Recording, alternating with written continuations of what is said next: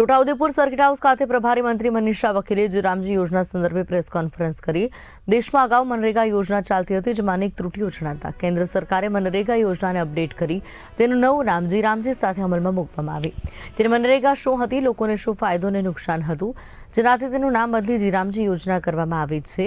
આ યોજનામાં કયા કયા ફેરફારો છે અને યોજનાથી લોકોને શું ફાયદો થશે તે અંગે વિગતવાર જાણકારી લોકો સુધી પહોંચાડી।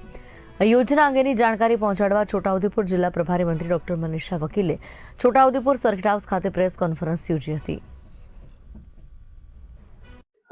વિકસિત ભારત રોજગાર અને આજીવિકા મિશન એટલે કે વીબી જીરામજી અધિનિયમ 2025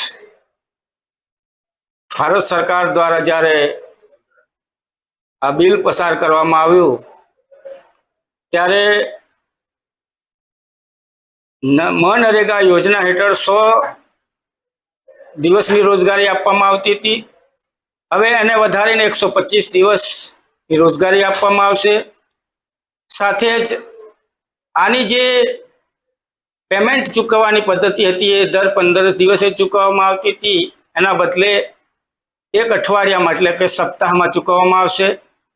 અને સાથે સાથે આ યોજનાથી ગ્રામીણ વિસ્તારોની અંદર એક મોટી રોજગારીની તકો ઊભી થશે।